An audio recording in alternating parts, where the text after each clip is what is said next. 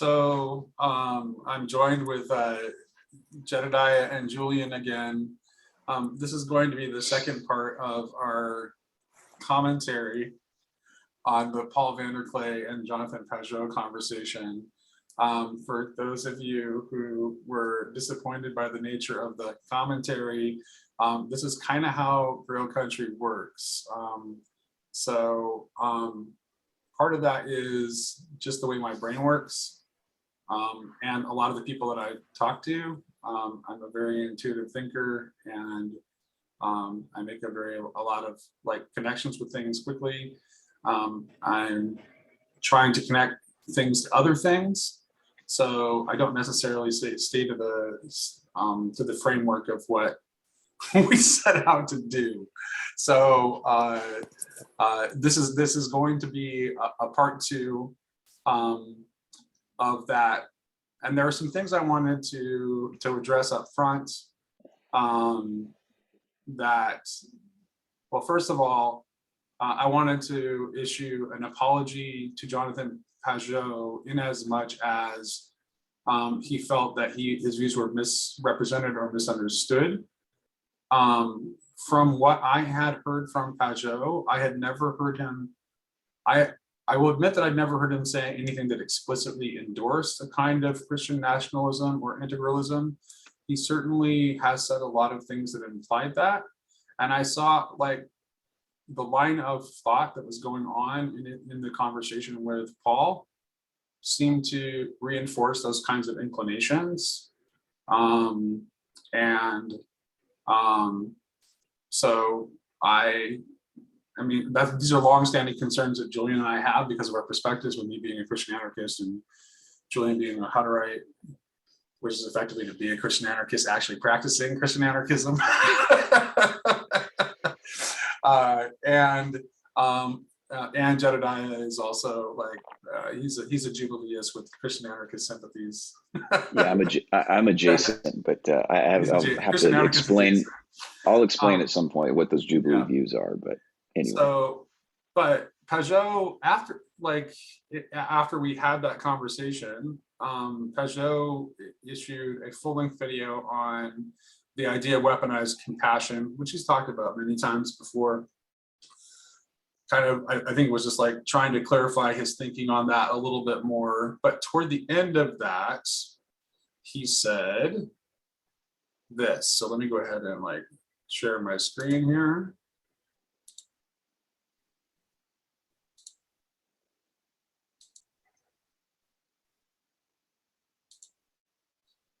Serious problem. And so, of course, I do not want to say that there isn't also the other aspect of Antichrist, which is the aspect of believing that Christianity is a political weapon, believing that Christianity is a tool for nationalism. All these things exist, and they exist now. Let's be honest. The prideful aspect of the Antichrist, but the other aspect, the weaponized compassion one, is an aspect which I think is more misunderstood today. And so there's that. So he explicitly says that Christian nationalism is in fact an expression of the other aspect of Antichrist, which is exactly what we were trying to say.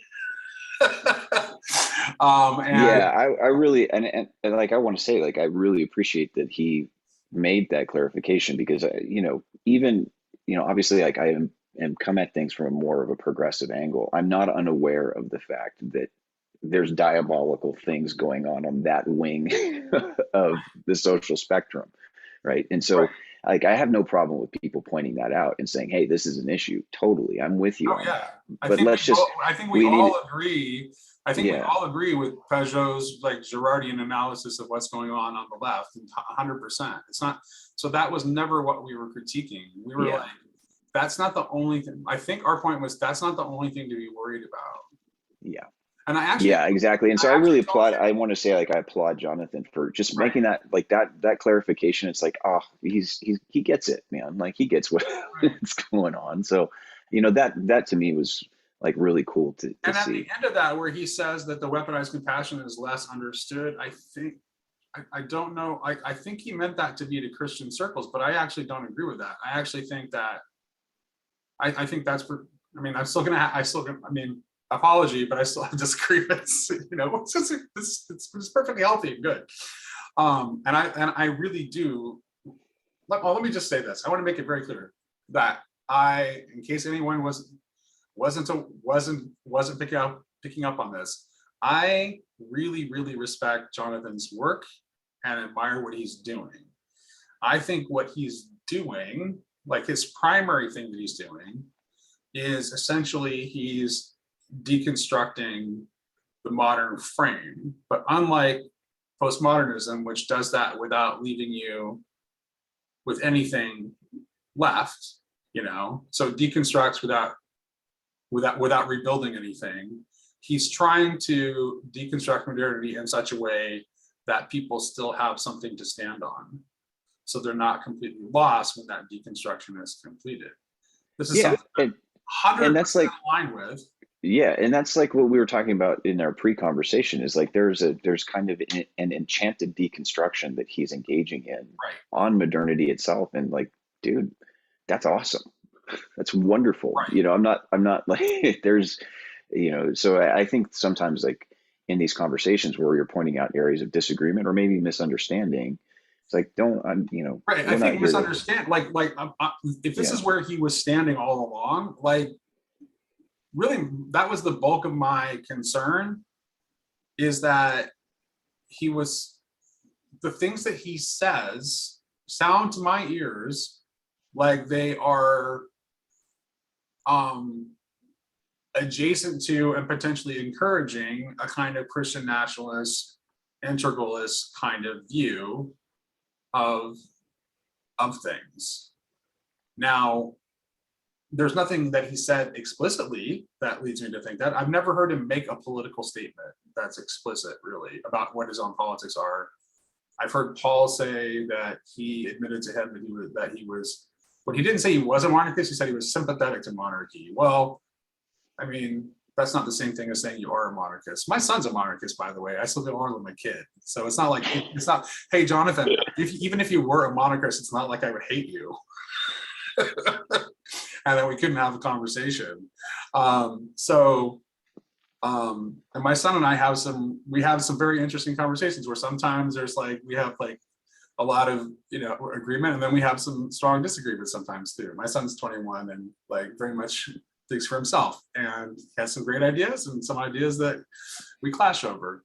But in any case, like there is a fundamental respect for what Jonathan's doing here. And what we were trying to do was basically point out what I thought was an area that was unaddressed, that was a potential blind spot. And like, even if Pageau doesn't hold those views themselves, I see a lot of his followers and commenters that very much are coming from that perspective. And I don't think they're feeling discouraged in that by Pageau. And I don't know, and I'm not entirely convinced that actually that this weaponized compassion is actually the greater concern. I think that's maybe it feels like that because of the immediate moment, because it is right now in this COVID moment, right? And him, especially contextually with him living in, okay, let's be fair to him. Contextually, with him living in Quebec right now, in the midst of the COVID crisis, with the response that the provincial government of Quebec has had to COVID, I understand why he thinks that's the bigger threat. But I think that's a myopic view that is looking too much at what's up close and immediate, because I see the other thing, the Christian nationalism and the integralism as being the larger threat that is down the horizon. And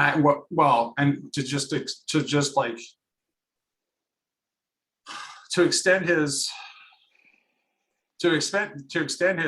Girardian analysis a little bit further, I think the real point to look for is when these things start to come together, right? When like the weaponized compassion that on evidence and the COVID response and the Christian nationalism find something to come together on, that's when we should be concerned. So like Donald Trump is very strongly pro-vaccine, and there is a far greater than zero chance that he will be reelected president again in 2024. I would say that is a moment that is far more concerning than the moment we're in right now. So right, and I think, and I do want to, like, I really want to hear more from Julian, so I don't want to take up a ton of time, but I think also, like, I mean, you know, me coming from basically more of a progressive point of view, like that comes with its own hazards as well, right? And we can feed into that right, mimetic binary that ends up driving conflict further. And so, you know, my actually, like, what's in the heart of my concern is more of like, hey, this dynamic of conflict and rivalry that we see at play in the world, like that is actually not what the kingdom is about. right. And my bigger concern, and this is a much more universal concern than Pageau, and so I don't think Pageau, like, I'm not painting him with this brush, right? So I want to be clear with anybody that's hearing me, like this, it's a bigger concern within Yeah, but Christianity. like based on last time, I'm not sure people will hear that, because even when we announced, when you dropped your little bomb in the last conversation, even though I very clearly said, okay, we're no longer talking about the original video anymore. Yeah. Which would indicate that we're not representing anybody who was in that video's views. Yeah. Pageau himself was in the comments section saying, how do you even know that these are my views on this thing? Well, we said, Johnathan, did you not hear the part where we acknowledged that we were no longer talking about your views? Yeah. So, yeah, but it's just the bigger, and I think it's just, but to be clear, like as clear as I can be, like I think that we have lost our ability to envision what the kingdom is, right. and that it's coming. And like I'm very much like, you know, oddly enough, even as like a progressive, I'm very much apocalyptic in my thinking. I think that's the moment we're in. About every 500 years, the church goes through these kinds of moments. So is this the final one? I can't say for sure. I kind of think it is, right? Now that's my opinion. But I think that in the result, what that results is we get closer to that period of time where we see the second coming, or the parousia, right? I think we are close to that time. Is there's something else that's behind that? There's a whole new reality coming to bear on our world, and it's a good one.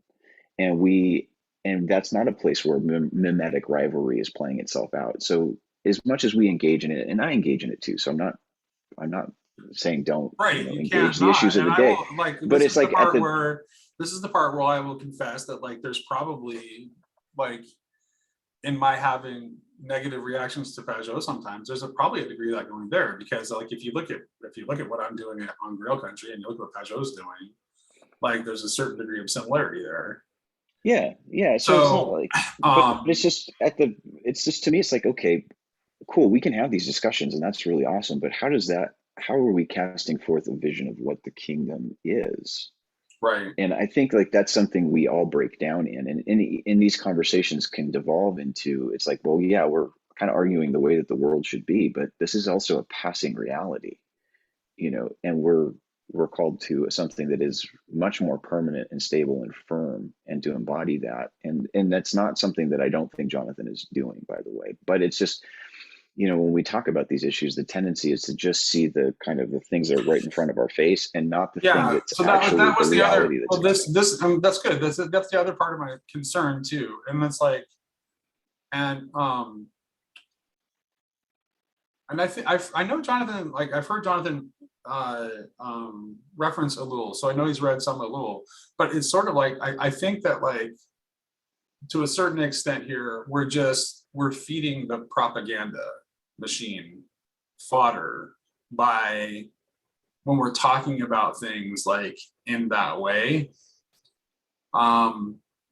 because it just basically, I've said this before, it's like, well, so there's a reason, like I have this policy of like, and I'm not perfect, sometimes I violate it, but I'm pretty good at it. I generally don't I don't talk about politics on Twitter at all. Just zero politics. I just don't. And part of the reason I do that is that, like, to me, it's like the entire thing, the entire game is a game that is rigged by the archons, so that no matter what you're saying, it serves their purposes. Yeah, Because even if it's right. Even if it's right. Yeah, exactly. Even if it's right. So so that the right thing to do is to not play the game at all. And I understand the temptation to jump in the game, especially when you see something that makes you really, really mad.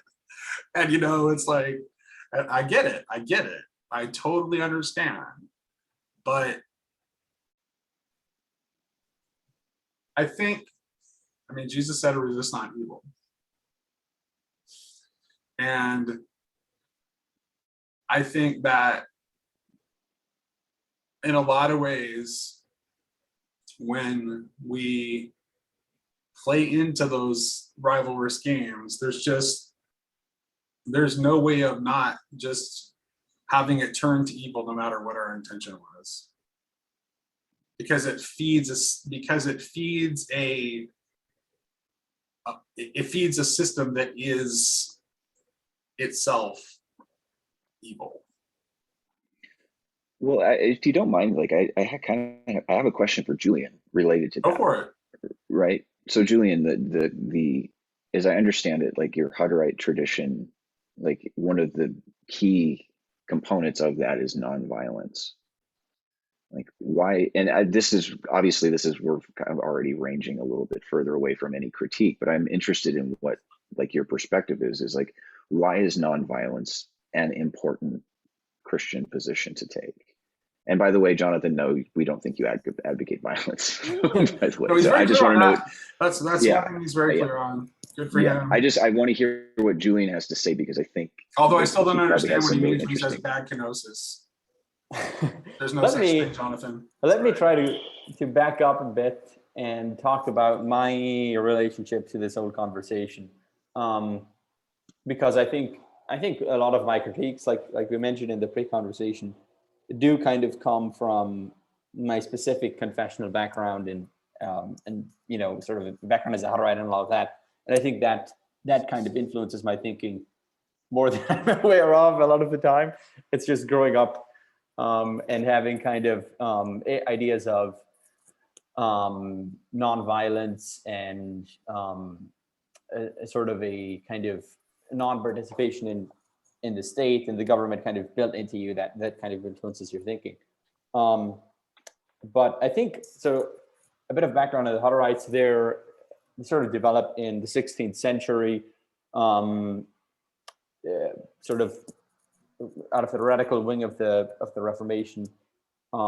There's a famous story that kind of the origins of the Hutterites that kind of encapsulates two of their key convictions. But there was this castle in Moravia. I think the Lord Leonard von Liechtenstein was sort of very sympathetic to the Anabaptists, and so the Anabaptists are all coming to live in his land, in his kingdom.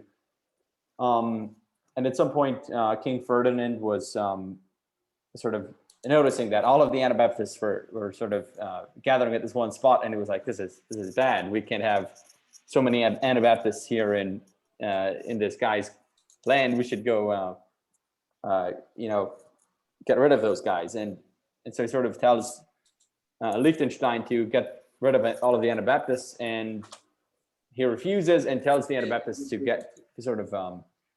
get ready for war. And so there sort of develops a split in the group, where one group thinks that they should help support and defend the castle, and the other group kind of breaks away and decides to not participate in the war. And this sort of group that goes away is sort of expelled from the castle, and they sort of go out on their own, and they're just absolutely destitute. They have essentially nothing. And as the story goes, they go away from the castle, spread a big blanket on the ground, put all of their possessions on it, and sort of distribute it amongst themselves. And that's sort of the origin of community of goods, which is another sort of key Hutterite conviction. So I think those are sort of two fundamental Hutterite principles would be, non-participation, war, non-violence, those kinds of things, and also this idea of community of goods, which you kind of see in the New Testament in the Book of Acts, where the early church has all things in common, which is kind of some of the early Hutterite writers saw this as the sort of fullest expression of loving your neighbor as yourself, is you sort of give everything to your neighbor and he gives everything in return, and you have this common life that's built from that. And I think what I've been thinking of when it comes to Pageau is, so I've really loved a lot of what I've learned from him and Peterson as well, the kind of symbolic thinking and how that sort of is the structure of reality and the structure of our psyche and all of that. But I've just been kind of wrestling with how that sort of matches, how that sort of comports with the Christian vision. I've often wondered if the kind of symbolic synthesis that Pageau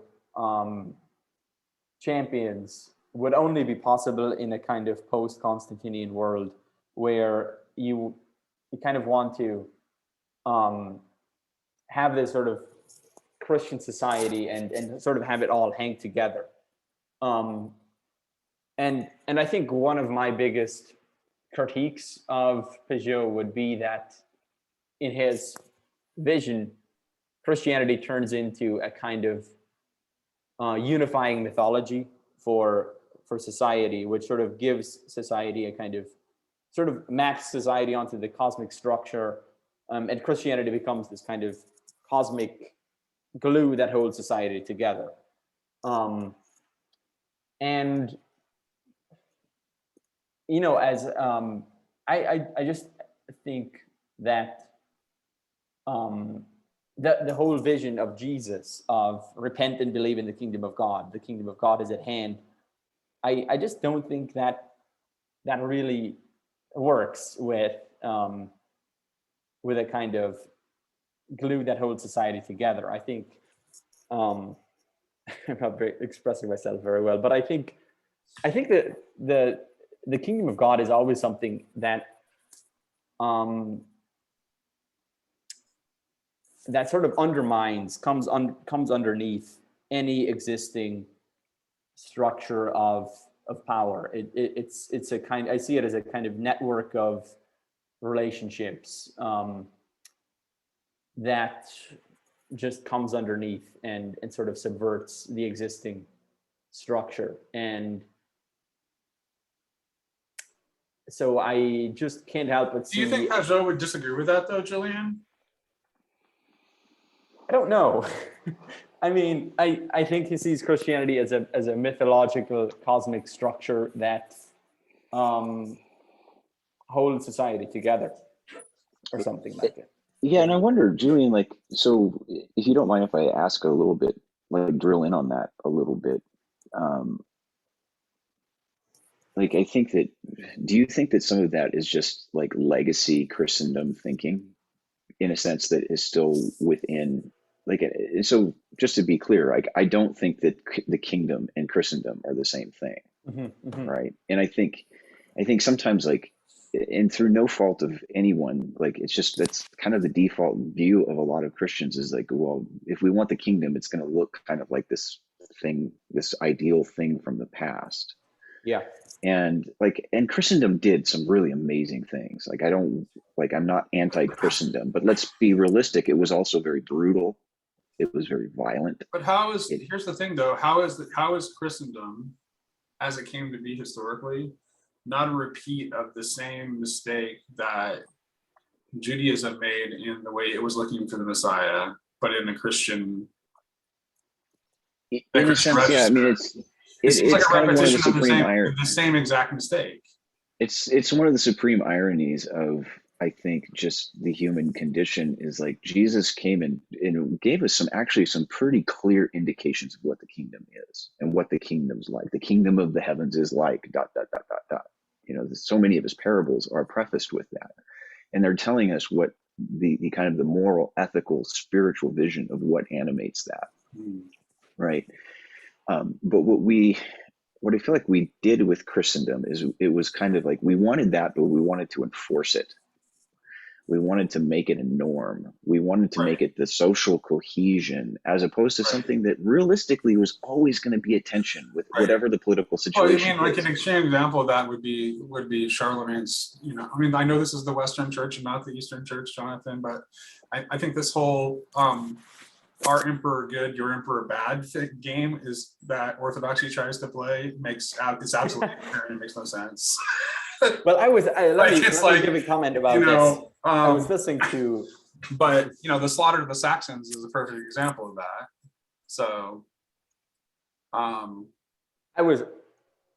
Sam was talking with his Orthodox priest who was giving this history of Christianity from a kind of Eastern Orthodox perspective, and as he was kind of rattling off the great emperors and the great leaders of armies and the sort of great civilizations, I just couldn't help but think that is not what a Christian history should look like.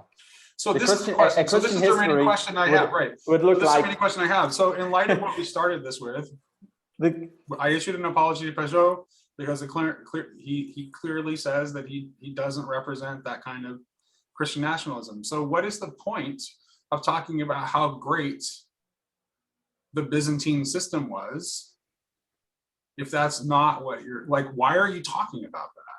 Well, let me back up. I mean, I'm not faulting anyone for talking about this stuff. No, I'm asking a question like this. This is really, I mean, honestly, I'm interested in it. This is ultimately a question I would like to ask Pageau. It's like, if you're not a Christian nationalist or a Christian integralist in an Orthodox vein, why all the praise for Constantinian Christendom? And it's not like that's the only strain of thought in Orthodoxy, right? I'm not Orthodox, I'm a practicing Anglican, but a very Catholic leaning one and a former Catholic. But let me like what purpose does it serve? If that's not what you're trying to encourage, then why the romanticism of that system? Like, what's the purpose of that? I think this is going to get you in trouble. We're way off track already. It's like maybe I can play more than 2 little tiny clips this time, guys. Okay, let me try. Let Julian jump in. Yeah. Yeah, I just wanted to make one more point. So this is how I sort of see what Pageau is doing. So I think with Constantine, that Constantine is sort of the big Anabaptist anti-hero where everything's so I'm not, and just to be clear, I'm not like just to be very clear, I stand in a very weird place because it's like I don't want to spend a bunch of time praising it as if it, and I do not believe that it made everything better. I think that's definitely not the case. So I will say that, but I also don't think that Constantine is like the great demon of Christian history either. I believe that his conversion was sincere, and that B, like, I don't think that we have to have empathy for our Christian ancestors, right?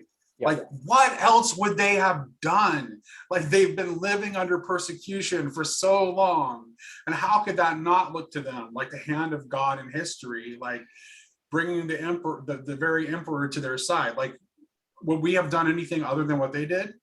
Yeah. No. So I think, but to me, like, the church is a living thing, and like all other things, it is changing and evolving through time, and we're still. I mean, the church is ultimately in the process of becoming what it will be. And if what Pageau means is that was better than what we have now, but he's not presenting that as like the ultimate vision of the church, which we ought to pursue, which I don't think he is. I don't think he's doing that. But I think some people take his praise of that and go a very wrong direction with it, especially young men. So, but I don't think that, especially after his clarification, I don't think that he's standing for it. So if he's, I think maybe he's just saying this is better than what we have now. But is it really better than what we have now? Is what we're going through now not also, like the Constantine moment, something that has both blessing and curse, and that will ultimately be something the church needs to pass through? I don't know. I actually am, most of the time I don't know. I'm just giving you the best answers that I have. I'm not claiming to know everything here. Yeah, with respect to Christendom, I mean, there's a baby in that bathwater. I don't want to throw the baby out. Like there were good things that came out of Christendom. And I think Christian unity is the baby, I would say, right? So that's the and some of the ability to maybe be a little to develop some of the doctrines of the church with some cohesion, like that was really good. But there was lots of great institutions that were built. Yeah, which now like don't exist hospitals anymore because the state has taken over everything. Yeah, I mean, there's like remarkable achievements in there. So it's like I don't want to say everything about it was like evil, but it's like I also don't want to idealize that past. Right, that's precisely, make it into something yeah, that's it wasn't. exactly, that's where I'm standing too. It's like that's why I'm like I don't agree with the sort of the typical the typical Reformation line, which is like that Constantine ruined everything, but neither do I believe that he made everything better. Okay, let me lay a bit, reference a few things here. So you have this. So I was reading Northrop Frye, his book, The Great Code, and he talks about how myth is sort of this unifying structure that holds society together. And I think this is part of what's behind when Pageau is talking about the kind of the cosmic history, and he's talking about this Greek and Roman and Christian synthesis of bringing all these stories together and sort of creating this universal story. And it also makes me think of the recent conversation Paul had with Dr. Jim, where they're talking about the sort of how the standard story has a beginning, some problems, and a resolution, and how it often ends in a marriage where there's this generativity going forward, and how a lot of modern stories sort of don't have this generativity. It sort of ends, and it's sort of a tragic ending, and it doesn't seem like it has any sort of future possibility. And then there's also sort of the C.S. Lewis book, The Discarded Image, and where he's talking about this medieval model in which everything sort of has its place and everything is held together. And I think of this in regards to Pageau's project, where he is sort of going back into the past and reconstructing for us this older model, this universal history, this older image, this cosmic hierarchy, this mythological structure. And I think he is able to help us see the world through those lenses. But I think the problem that you have is, okay, and another thing, Paul often also talks about how there are all these shards in the modern world. What sort of happens is we're just in this place where there doesn't seem to be a kind of universal story that holds everything together. And so Pageau recovers for us this universal story, and the question is, okay, what function is that going to play in modernity? What are we going to do with this? It's what modernity failed to integrate. And from its path. I think there's also these post World War II thinkers, people like C.S. Lewis, Auden. I think they were trying to do something similar. They were trying to put forward the Christian story as a sort of alternative to the dissolution of modernity. And I just I think this is where the critique of Christian nationalism comes in. It's kind of, if you take this literally, it's going to end up in a kind of reactive, right. And what do modernists do? A kind of reactive Julian? politics, right, where you try to bring in the Christian emperor, or start the integralist utopia, or vote, or try to get Donald Trump to bring back Christian America. People who are stuck in a modernist frame are very, very prone to take things in a physicalist, literalist way. So that's precisely the nature of my concern. So even though Pageau might have a more nuanced understanding of what he's saying, a lot of his, like, I was recently an atheist, like 20-something young male listeners are going to take that and they're going to be like, yeah, let's rebuild the Byzantine Empire. And I think, right. I think Well, probably, oh, go ahead. Go I ahead, think Julian. probably Pageau is probably aligned more with Rod Dreher in his book, The Benedict Option, where he sort of sees things in the same way, but he says the kind of political stuff isn't going to work. So now we need to have these counter communities of conservative Christian culture. And I think that's sort of more what Pageau is advocating for. But this is where that's very aligned with where I am in. as a Christian anarchist, because it's just, I think, this is where, because my attitude is the government doesn't matter. Stop pretending it matters. It doesn't have a monopoly on human cooperation. Build the communities you want. And this is where I disagree, and I think you'll agree with me, Nate. Is the problem with Dreher's book is that he's putting this forward as a reaction to what's going on in modernity, whereas I think Christianity was never supposed to be trying to seize the levers of power and to create the Christian empire. Do you think like you said, part of our misunderstanding of Pageau was it comes out of, like, of us kind of not being his target audience? Maybe, in a way, because he's talking about the way I think he's trying to talk about things in, like, very simple kind of bite-sized chunks that people who are very much still looking at things from within the frame of modernity can begin to, like, which ties along with what I said at the beginning, where he's kind of doing, like, this sort of gentle deconstruction. Like, it can't be gentle if it's not gradual.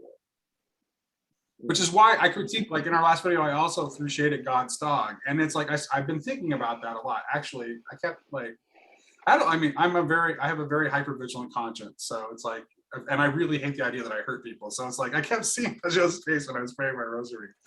And it's like, so I really have a strong desire to make sure that he understands that, like, I do in fact think he's doing good in the world and respect what he's doing. And I'm just trying to understand.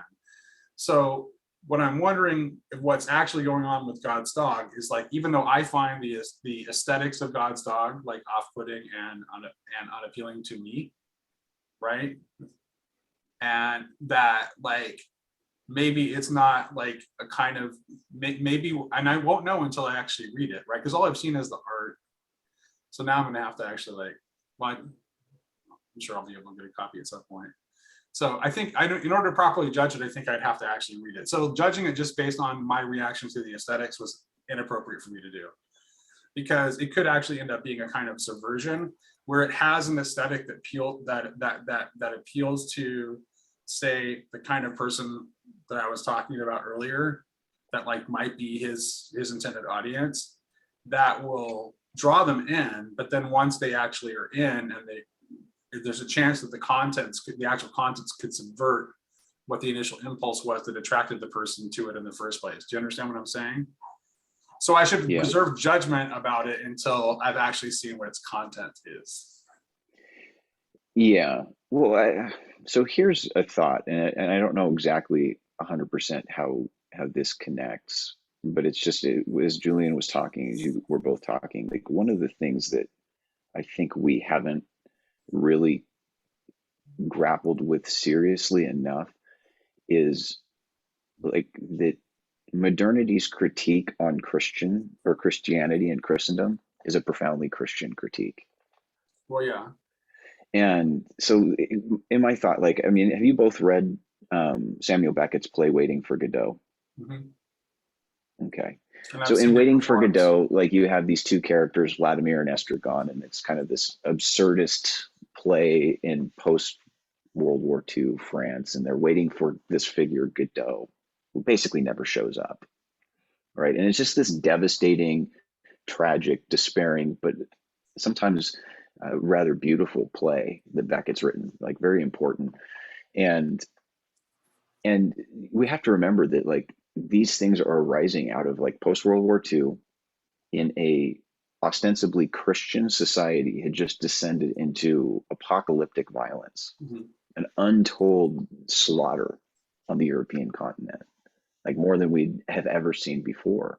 And this comes out of Christian societies. I mean, we can say that the Nazis weren't Christians, but realistically, Christianity was implicated in certain aspects of. No, it's definitely. I'm gonna push back on you there, Jedediah, because definitely 100% Nazism was an attempt to resurrect Germanic paganism. It totally was, but I mean, It allowed for cultural, but here's the thing though, the fact that it allowed for cultural Christianity to operate within it and made space for it. That's the kind when I talk about when you see a real Antichrist moment, right? And that was it may not have been the final apocalyptic Antichrist moment, but that was an Antichrist moment. And notice how the church cooperated, and those different aspects of Antichrist came together in order to create something right. that wreaked. And that's but that's also what I'm kind of saying, Nate, is that in that historical moment, that's a really good one to look back at, is that this is still like, whether or not we want to absolve ourselves as Christians of the violence that happened there, Christianity was in that mix, right? It was in Right. the mix. And so, you know, a lot of like the post World War II, postmodern scholarship that is offering a critique, it's coming from like a very real problem. Like we almost broke the world. Now, Right. yeah, maybe there were Christian impulses trying to also combat Nazism. I'm willing to say that totally. That's true too. Yeah. But like we have to understand, like like some of the problems that moderns have with Christianity or Christendom or anything like the historical presence of Christianity in our culture, like we have to understand, like that's coming from a real place. And I do think that there are good Christian answers to that problem, right? But you know, I don't know if we're, you know, if like even the enchantment that Pageau and that I am sympathetic toward. Well, I'm totally sympathetic let's go toward. back to It's this. not. It's not. It's Let's not go the. back to this. What was in the church in the first place that led an emperor to convert, right? So what's really, to me, it's like that's what's more important than the fact that like we had a Christian emperor. It's the fact that there was something in Christianity that was attracted enough that it drew an emperor to convert. Well, I think like I mean, I could be like the cynical pragmatist and just say like Constantine understood clearly where the wind was blowing, you know, and like Christianity over, you know, kind of emerging through the crisis of the 3rd century, because if you look back at the 3rd century, it's just a disaster in Rome, all across the empire, you know, civil wars, all these kinds of things. Christianity emerges as one of the stable social institutions that's there. You made a bad bargain, because I would say that actually Christianity destroyed the Roman Empire. I mean, maybe No, you know, it what absolutely kind? destroyed the Roman Empire. I think time did. In the West, you know, obviously, I know that the Byzantine folks are going to have problems with that, but Christianity definitely destroyed the Roman Empire in the West, because in the West the Roman Empire was more assailed by problems, and having Christianity become the dominant faith in the empire did not allow the kind of brutality that had been used in the past. But I mean, I don't know, Nate. I mean, I think that that's probably definitely part of the story, but I don't know if Rome, if you go back and you look at the history, if what Rome was facing, whether it's a pagan empire or a Christian empire, It was a pagan I don't know empire, if it and it lost its identity, and it was bound to fall apart. Well, but I mean, just in terms of you know, they're because the movement of people because groups. even with imperial Christianity was still Christianity and was still speaking against some of the aspects of the of imperialism. Like it just was. So Right. there was an internal think tension. So if that's I don't think that's why he did it. I think Constantine did it because he generally had a conversion experience.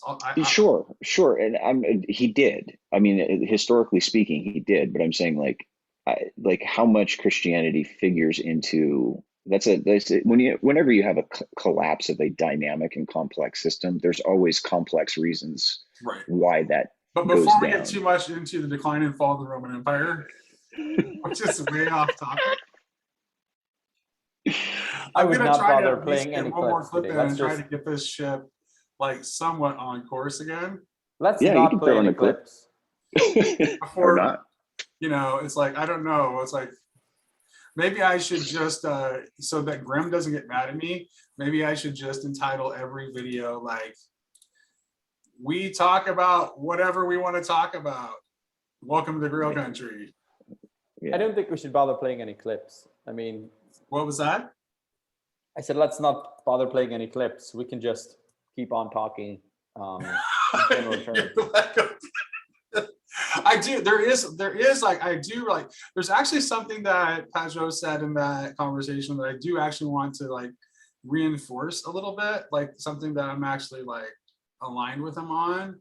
But I think that like there's a little greater degree of specificity could be spoken to it. So let me just go ahead and let's just play that really quick and see. Oh, I need to actually share my screen first.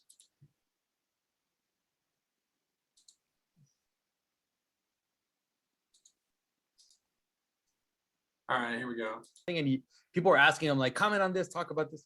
And I guess it was just too much for him to realize. Then once he kind of got what was happening, then he just went off. Like he's been going off really angry in the past few weeks, which is good in a way because it's hard. It's hard. How can I say this? It's very difficult for people to formulate the problem and why it's an issue because it's always framed as compassion. Everything is framed as compassion. So especially Christians, they really struggle to deal with this because they're like, do you want people to die? And then people are completely destabilized and they don't know how to react to it.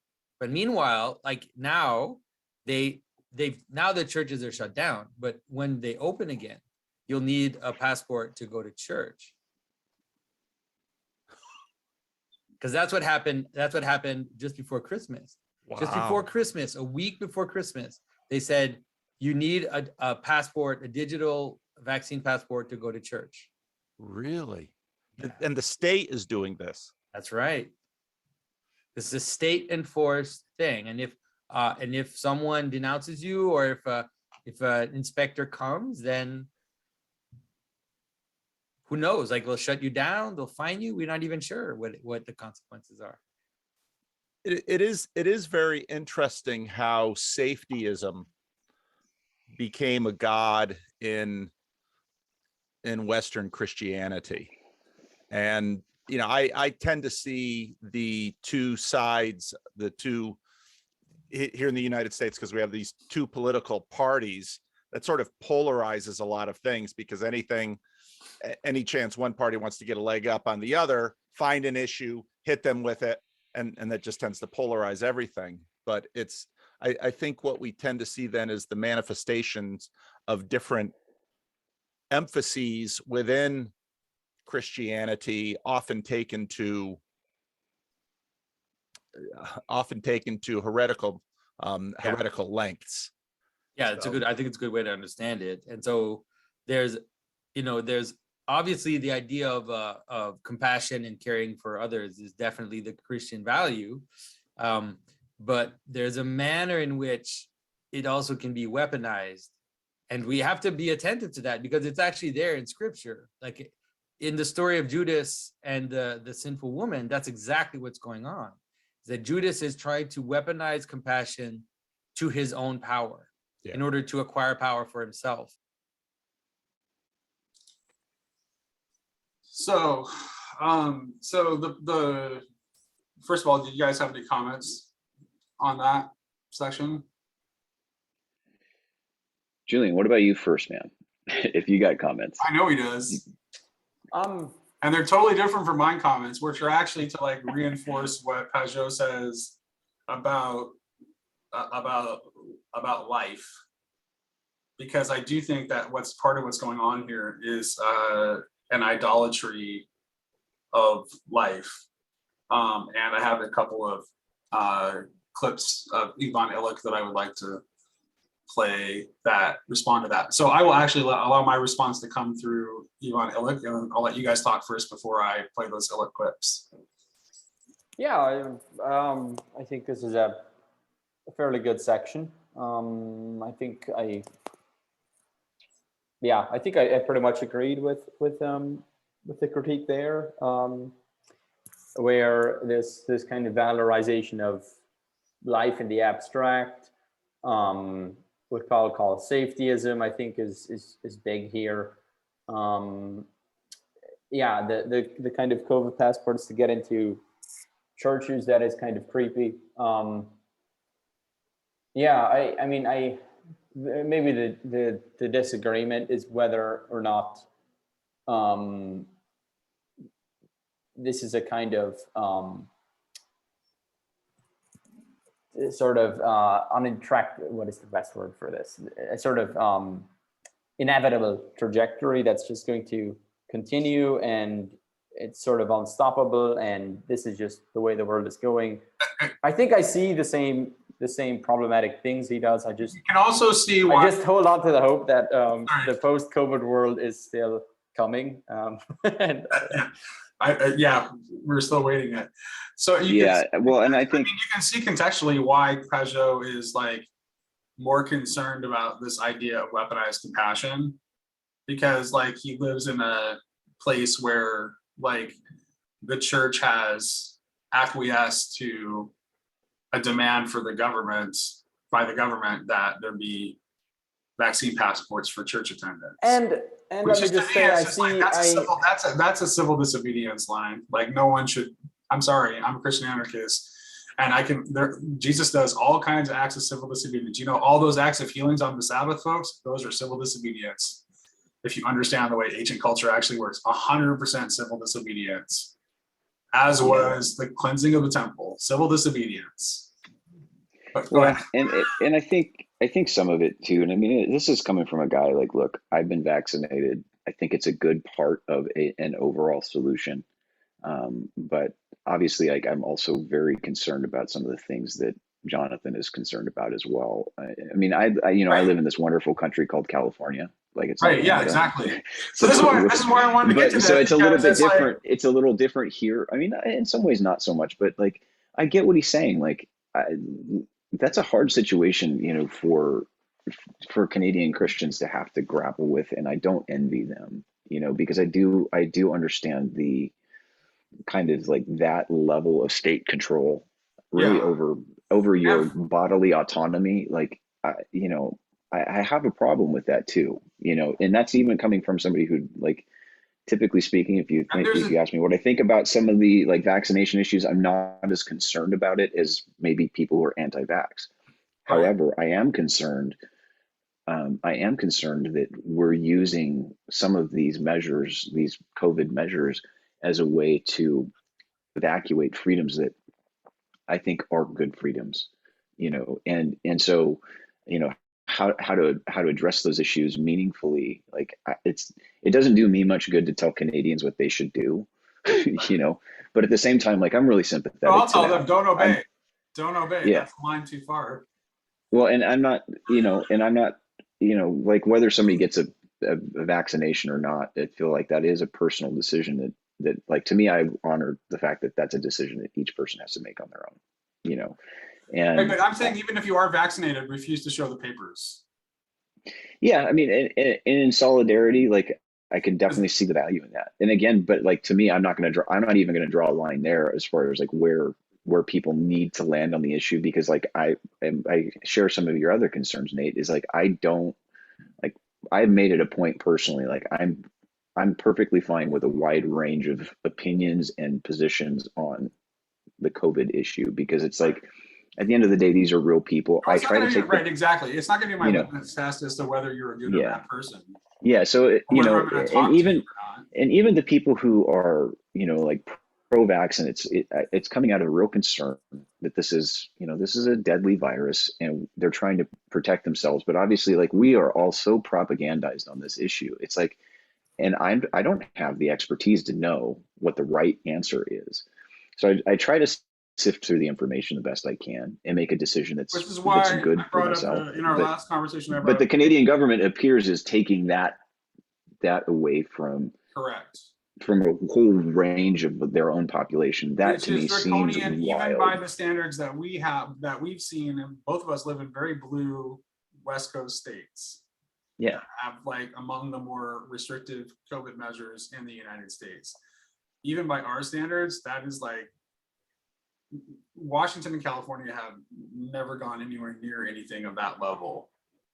Like, Well, and the whole we have a the whole mask narrative here. we have a mask requirement for church, which is like, I mean, okay. Yeah, I mean, to me, like, I'm fine. Like, okay, I'll wear this stupid mask, you know, whatever, Right. that's fine, you know. But like, I mean, I think even broadly speaking, here in the United States, like, a lot of this is falling apart, and what's ended up happening is probably what was always going to happen, is we're going to have to figure out a way to make our peace with the fact that COVID's a part of our lives now, and I've seen that's kind of shifted, you know, even in the last several weeks as we've dealt with the Omicron wave, and you know, and I guess though, like, to bring it into like the question of like where do Christians go on these kinds of issues, it's like, you know, that's not something that I want to say like, hey, here's the right approach. Like, but I am sympathetic to like the No, I concerns gotta that say, Pageau is bringing this up. is where I'll take a firm line, a firm stance. If you think as a Christian that it's okay for people to be barred from worship if they don't show a vaccine passport, that's not an acceptable view. It just isn't. Right. Well, and I think that yeah, and I mean, I'm within, you know, within Be like the vax or not, I Episcopal mean, Church. you can be vaccinated and be Christian. You can think that vaccines are a good idea and be Christian. Yeah. It is That's not a good to know. Christian position to think that your brothers and sisters should be barred from communion because they don't agree with a political measure that they have good reason. Even if you don't agree with them, they have reasons for their position, and they can't. I mean, it's like you can't. This is why the life thing that he talked about is important, which is the perfect note to play the Illich clip on. Yeah, I agree with you, Nate. So let me get to that. Let's see here. There's two different clips I want to play. I'll start with one and then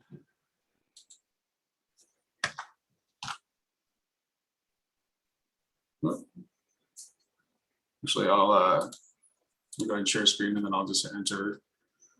Okay.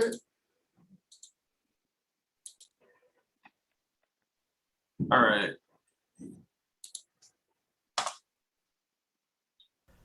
In many contemporary discourses, he said, life has taken on a shadowy substance and become in effect the ultimate economic resource. A life, he went on, is amenable to management, to improvement, and to evaluation in terms of available resources in a way which is unthinkable when we speak of a person.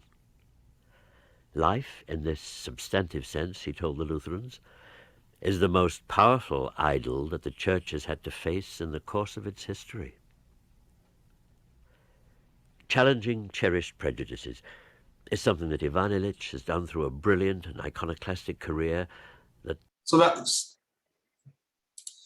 was the first clip where it just like Illich is pointing out toward like the way that this idea of life as a life has like it's divorced from the notion of a person and has become a very powerful form of idolatry. And I think that's what's going on with COVID. Like that's exactly what's happening. And I think because it's so powerful, I think we'll see more of it in the future. I think it'll continue to be used. But let me go ahead and play the second clip. I want to make a comment. Go for it. Make a comment while I'm getting the second clip ready. I think one kind of thing in Christian discourse that I found annoying, and this would be, and that I'm critical of, and this would be kind of the more of the left side of the COVID conversation, would be people who equate things like wearing a mask, supporting healthcare workers, vaccinating yourself as an expression of loving your neighbor as yourself. And it's not, obviously it's not that I think those things are not things that we should all be doing and whatever, but it's this kind of equating of Christian love of neighbor, the kind of, Ivan Illich talks about the Good Samaritan who encounters the man in the ditch, this network of agape. I think bureaucratizing that, turning that into sort of supporting these state functions, supporting these institutionalized functions. I think that I can't quite articulate it, but that is something I just find it propagandistic, where you want to say, okay, it's sort of like, if you want to be a good Christian, well, brush your teeth. Right. Well, this is why the state doesn't floss between your or whatever. This is one of the many reasons, besides the fact of its claim on a monopoly to violence, and even though it actually is completely reliant on the perpetuation of violence to justify its own existence, that's the other thing, is like, it can't be personalist. It has to reduce everything to accountable, the quantitative. It can't deal with persons as persons.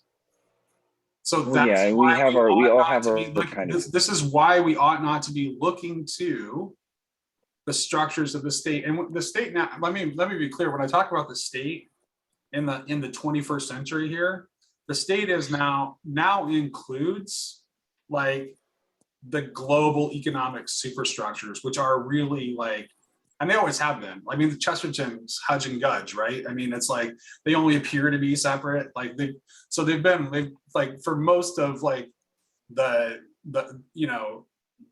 later period of modernity, from like the 19th century to the 21st century, it's like those things have been, well, probably even before that. So they work together. So that is actually part of what I mean when I say the state. But it actually cannot be a vehicle for recognizing anything kingdom-like in the world. It can't, because of its nature. And that very inability to deal with persons as persons makes it impossible. Right. Well, and I'm with you guys on this, but I think that, so here's the question that I have, just this arises out of, we all are kind of bumping up against these COVID realities and having to kind of figure out on the fly, like how we're going to react, is what do we also, because whether it's fair or not, there's also a perception, and I am willing to grant that it's unfair, but I'm saying whether that's fair or not, there is the perception that if you are not pro-vaccine, if you're not wearing your masks, if you're not holding to a certain kind of official orthodoxy on this question, then you don't care about life. Right. You don't care about your neighbor. You don't care about whether they live or die. Right. And that's a compelling thing. And I think that that's what gets weaponized. And I think that's what Pageau is talking about. But okay, so it's getting weaponized, but it's still a thing. Right. Because it's like, so how do so my question is not, it has to do with us thinking of like, so we're just thinking, this is what Illich is getting to, and he addresses it more in the second clip that I'm getting ready to play. But this, the reason it's able to do that is that we've come to a way of thinking about life that is ultimately derived from Jesus' self-identification with life, that is actually like, it's turned itself into a metastasized like Christian apostasy, where it's still wanting to see life in this way that is derived from the words of Christ, but it's wanting to take Christ out of the equation. You can And say in the that in the process of abstract, doing but I that, think there's an automatic process of depersonalization that happens and commodification, and especially when it's attached to the mechanism of the state. I think you Okay, can say yeah, that in and the so- abstract, but this is where Jed's question comes in. Yeah, and I think that, so that's all fine and good. Like, these are all, like, yeah, Nate, you and I are pretty close ideologically on most of this stuff, right? So I'm not disagreeing with you there, but No, I still please, push think, back, like, push back. I still think that this is a big question, and I don't pretend that I know the right answer here. This is why I'm asking the question. right. Is when you see that kind of pushback, where it's like, you can sit there and say, yeah, well, I believe different things about life. I believe that, I believe that, there's more to life than just surviving a pandemic, these kinds of things. Okay, Right. that's fine and good, right? And that we shouldn't be reduced into what our capitalistic society makes us into and what it calls life. Totally agree. But in the face of the criticism itself, oftentimes what ends up happening is it ends up ringing hollow in the ears of people who only see that it's, you don't care, right? And So there's another how aspect. do we like, how, like, what, like, How do you so keep people from the, thinking you're a bad person for not agreeing with them? or no, like, more of like this. I think this is closer to the question I want to ask. Okay. Is, okay, let's grant, and I'm with Johnathan, weaponized compassion is a problem, right? What does real compassion look like? Right. Exactly. And to your point, I don't think, again, I would direct you to some of the things I was saying earlier in the conversation, where, I was talking about, like, the thing is, like, non-participation, right? So it's like, the solution is not to be super yelly and confrontational. It's to not participate in the evil, and to try to continue to exemplify the real thing. And I know there are lots of people that are going to find those as being very unsatisfactory answer, but that there isn't another answer. Because if you try to make yourself like an absolute adversary of it, you will empower it. You will accidentally give more power to the thing that you hate and are trying to destroy. That's just how it works. Mm. And to tag on to what Jed was saying, the additional problem is, this is something I'm acutely aware from where I'm situated, is that within the Christian community itself, there's a pretty big segment of the population that is pushing against the kind of COVID stuff, but for a kind of all of the wrong reasons, for conspiratorial reasons, for bizarre ideas about aliens and I don't know, COVID, that COVID vaccines that implant stuff in your brain, and for essentially selfish reasons where we just want to not have to deal with all of this stuff. And so if you sort of take the other side of this issue, you're sort of valorizing the other side in exactly the same way that Right. if you kind of go with the COVID restrictions, you're sort of just valorizing this But kind of state there's- monopoly of there's still a whatever. role. So how do you navigate this, where on the one hand you're valorizing the conspiratorial Christian community, and the other you're just lending more power to Well, I think sort of, I would call back to my reference to civil disobedience again, right? So look at what Jesus did, right? So Jesus engages in acts of civil disobedience, but he always like, well, he avoids the authorities when he has the able. So the first thing is engage in acts of civil disobedience, and if you have a chance to avoid the authorities and preserve your life if you're doing good, we know from looking at Jesus that's a good thing, or at least because it wasn't time yet, whatever. But he didn't like immediately like turn himself over to the authorities in every time he was engaging in an act of civil disobedience. So here's the thing though too, Nate, is like, like This is the tension in my own head with this, by the way. This is the Yeah. argument I have with myself, right? So this is not like, this is why I don't really draw hard conclusions on this stuff anyway, because it's like, what's the point? But like as a Christian, my life doesn't belong to me anyway. Right. And let me be really pragmatic here.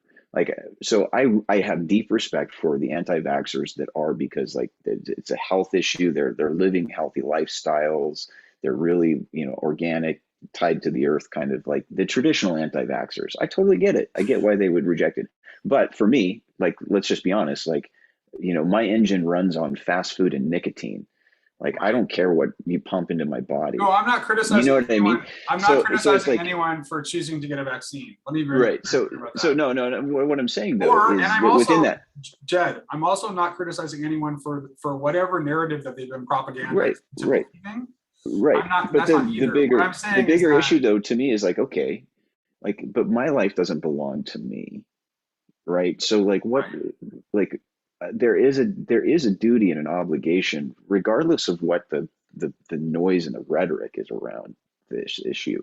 There is an obligation of like neighborly love, right? And that goes back into my question is like, okay, so let's say you're a principled anti-vaxxer, and the criticism of you don't care about life is a real criticism, maybe not valid, but is a real criticism, right? How do you answer that? Like, how do you answer the, well, I care about, I care about life, I care about these things, but I disagree with the vaccine, and here's the reasons why. Like, I can respect that, I really do. But what I also am concerned about is like the idea of like, let's use civil disobedience, like to Julian's point, in a way that valorizes a lot of really like not good thinking. When you get it, it's like it valorizes the conspiratorial. And like, it's like, okay, I'm even one to say like, hey, there's probably real conspiracies out there. Totally get that. 100% are. But at the same time, like, that's not where we live our lives, right? And so like, what, those are the questions, at least in my honestly, head, that I'm conspiracy. asking. Okay, conspiracy theories. Let's acknowledge this about conspiracy theories. Most of the time, they're partially true. Would you guys agree with that? I think that's true, because like I think they're usually intuiting something real. Yeah, and I think even if they get the details of it wrong, right? But the corollary with that too, and this is the danger, and this is why and I took a little bit of flack in the comment section on this, but it's like, I agree that there are these things, like that there's truth to some of these things, at least to some of it, but there's also untruth to a lot of it, and we don't have a way to verify in a way that is like compelling. So like, the biblical model of like, testimony has to be established on the basis of two witnesses. Question, like why you're do bringing you have evidence. Why do you have no ability to verify? And because you're a person who knows that you can't trust the sources, right? So and like, it's so propagandized that you really can't trust any of the sources. If you think that, you clearly can't trust the mainstream sources, but if you think that that means that you can trust the alternative sources, you're crazy. So like, you just don't have any. Right, and so that's, I guess, where it's like on those kinds of things, and this is coming from a guy, I am obviously deeply apocalyptic in my thinking. Like, I have no problem saying, yeah, that's happening right now. This stuff is happening. But like, in terms of like the meaningful ethical response, it's like, when we're on the ground, it's still, realistically, it doesn't change much day to day in terms of like what our Christian obligations are in the world. Well, it doesn't really change anything at all. Right. I think people. And I'm not. And by the way, I'm not asking the question to say what are Christians obligated to do with regard to the vaccine. Right. Like, I don't care. Either. I really don't. I want to make that clear. I'm just saying that this idea of mandating people to be vaccinated in order to attend their church it's just wrong. I agree. I don't think it could happen in the United States, because I think it would immediately be challenged and it has been out here. It's just not. So I don't think that's ever going to happen in the United States. So this is more of a Canadian problem, but we have Canadian friends like Julian and Jonathan. I hope Jonathan thinks of us as at least friendly. Obviously we're not friends, but at least hopefully he comes to think of us as friendly, and just having some questions really more than anything else. you know, and Sherry, of course, you know, so it's like, I care about them too. And it's like, well, what would I say to them? It's like, yeah, I don't think you have an obligation to obey those laws. Right. And it yeah. doesn't mean, I mean, and you do that non-violently, and it's just a refusal of participation effectively. Yeah. And I think that's, I mean, you know, if I'm in that setting and I'm of the mindset, you know, where it's like a principled anti-vax stance, like I don't see what else they can do, you know, Yeah. like in a sense, it's like, I understand that. And like, so I don't, I'll tell you what I would do. you're not going to get pushback from me on that. I'm going to push back from the Canadian I side. am vaccinated. I would go to my church, and I would make them call the cops and arrest me and force me to not go to church, and I would suffer the consequences of that. I mean, and people need to see that happening, though, because unless people see that happening, they will not realize just exactly what we're talking about. So that, like, it's almost like you need principled act of civil disobedience in order to call attention to just exactly how large a problem is. I mean, we've had some of these examples here in Manitoba. There was this Mennonite pastor in Steinbach or something who was holding large gatherings, and I think the cops walked into one of his services, like he was sort of doing it explicitly out of protest, and sort of arrested him. But that guy just looks like a crackpot because he's doing it for all the wrong reasons. He's not doing it for legitimate, for kind of legitimate philosophical reasons. He's doing it because he thinks there's this big conspiracy or something. But to sort of give the other side of the issue, I mean, in my health region here in Manitoba, the fact is that we have very small ICU space in the hospitals. So that's sort of what often gets told, is that there's just not a lot of room for people who get really sick with COVID. So the threshold is sort of, at the best of times, they're about 90% full. And then when you have just a little spike in cases, the hospitals are full. So you sort of have to always be vigilant to not let the caseload get too high. And I guess part of my thinking as well is, I think there is a common good question here. I don't think this is, I do think it's better if the majority of the country gets vaccinated. I think it's good to incentivize and try to get people to vaccinate. I completely see. I'm really focused on the specific issue of like mandating vaccine passports for church. Yeah. Okay. I mean, I grant you that. That's a line.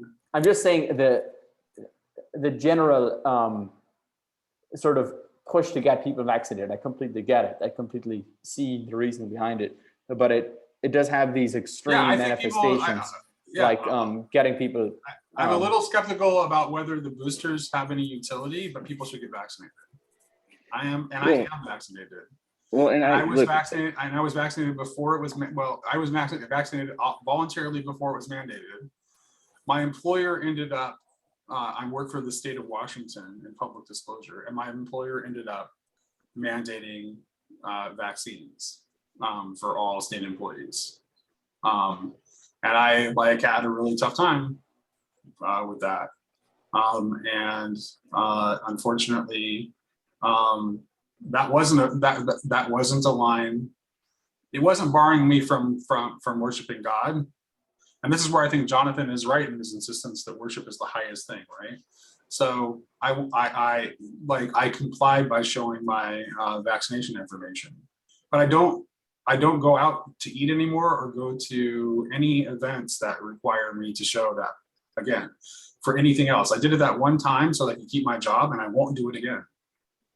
Right. Well, here's also, even though I am vaccinated, I just won't comply with that. So Nate, and I get that, and like I'm not, like I don't, like again, I don't draw those lines there for myself, and here's part of the issue, and like, so I've lost people to COVID, and I think a lot of people have, and this is it is a real problem, you know, and it's like, so it's like when you're touched by it at a human level, Yes. right? You've seen the real cost of this whole pandemic. The real right? cost of bullshit as well. Yeah, was that? is like, The real cost of bullshit is something you see as well when you see Yeah. people who, for the only reason they didn't get vaccinated was because they bought into some bullshit about microchips in your brain or whatever. Right.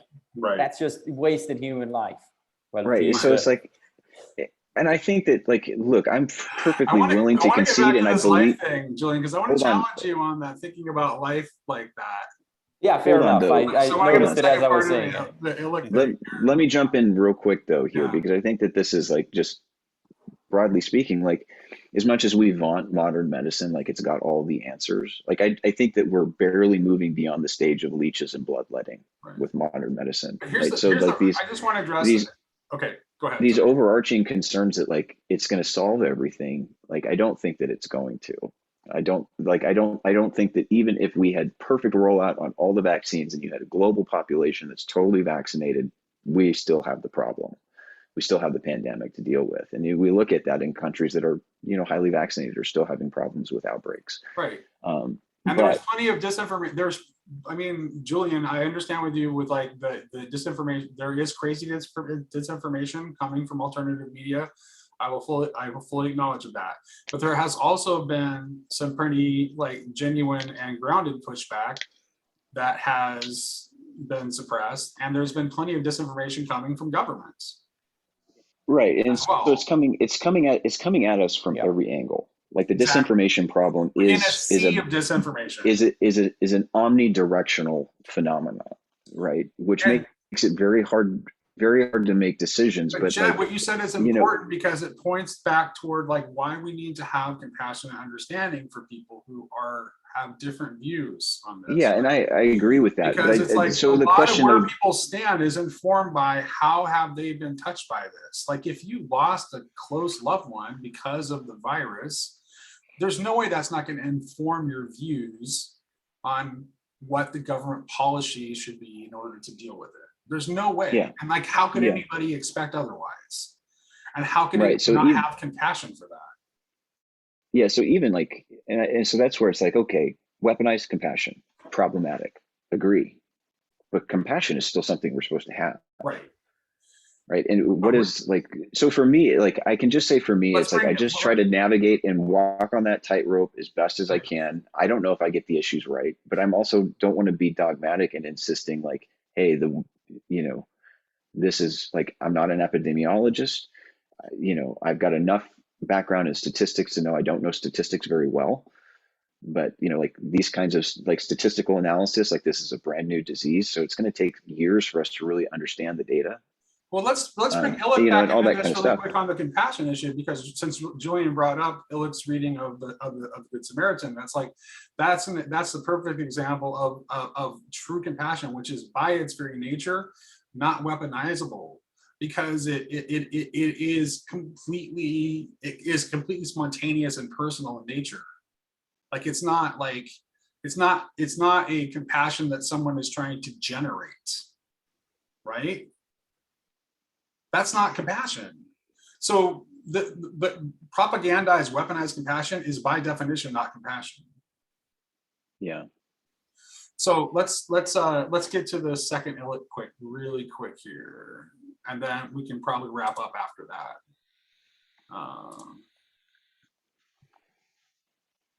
Just copy.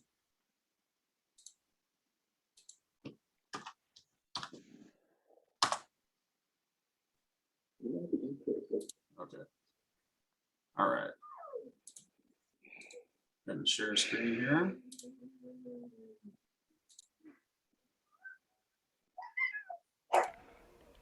Where does the substantive use of life come from? And it became quite obvious that in the substantive sense in which we use it today, it is simply silly to attribute to the Brahmanic tradition, the Hindu tradition, or to the Taoist tradition, or to any extra-European tradition, a similar usage. Of course, life is there, just as in the Bible, there is Hayah, aliveness. But the idea of a person defining himself as life, the origin of this lies with that conversation between the sister of Mary Magdalene, the public woman called Martha, whom Jesus went to visit because their brother Lazarus had died. They had a conversation, and in that conversation, Jesus said to Martha, I am life.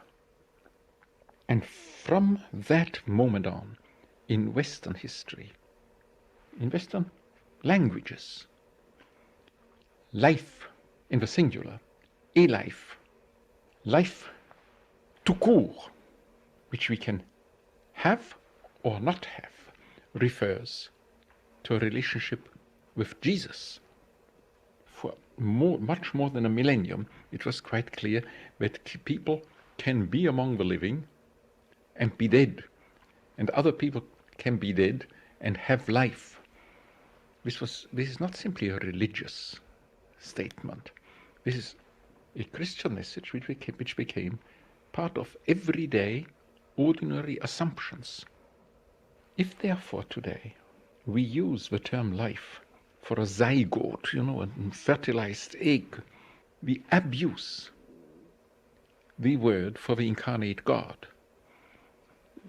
For this reason, when I once had to give that talk to a whole large group of Protestant ministers in the United States, I began the talk by saying a curse, by formalizing a curse, by publicly cursing, by trying to curse in the strongest sense in which you can curse and say, to hell with life, 3 times. And the guys looked at me. I said to him, this is a theological statement. I'll explain to you now. Because to make of an attribute created by that man in Galilee to design himself, an object which you manipulate, for which you feel responsible, which you manage, is to perform the most radical perversion which is possible.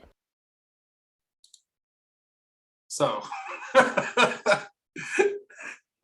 absolutely not mincing words. And I think that's right. And there's also a confusion. There's also a confusion between bios and zoe going on too, right? Where it's like we're elevating your bios to the level of zoe. That's good. Yeah, it's good. It's a very good critique there.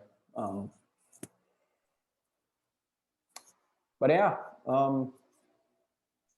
when you, I don't know, what does that mean? What does that look like when you apply it politically? It's, obviously, he's not saying just, no restrictions, no masks, no vaccines. I think the reason I wanted to, I honestly do think that the COVID thing is starting to run out of steam and will probably play itself out. And my inclination all along was to think that this was a dress rehearsal for something that will come later. But I think that this idolatry of life, and abuse of that term and taken out of its theological context, I think is going to be the basis for whatever's next too, because I don't think that there's not a more powerful tool for manipulating people.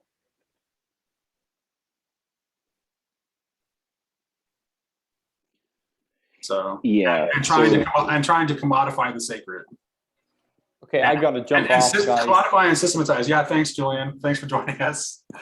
Sorry. We were supposed to. Yeah, good talking, we're supposed to be in time.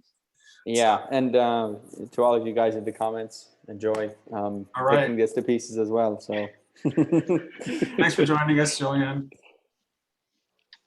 Cool, man. I think we've managed 4 clips this time. That's like although 2 of them were record for this channel. Yeah, Nate. So like I do hear you, and like I'm not, you know, I'm not like unsympathetic to any of that discourse and any of those critiques, right? I like in substance, I agree with them, but I guess my deeper question is, what does that look like, right? What does that look like in a culture where, you know, if you are not vaccinated, you're viewed as uncaring, right? What does that look like? And I'm Right. not, and then that's not a question that I have an answer to, like, but it is, to me, it's like, okay, but okay, we can, again, we can abstract it into the principle level, right? But what do you say to, the, the 35-year-old single mom who just had to bury her parents? Right. About, well, but this is about making an idol of life. It's like, well, up yours, man. I just buried my parents. Right. Right. That's why. And that's the reality. That's precisely why it's powerful, Jed. Right. And I get it. I do.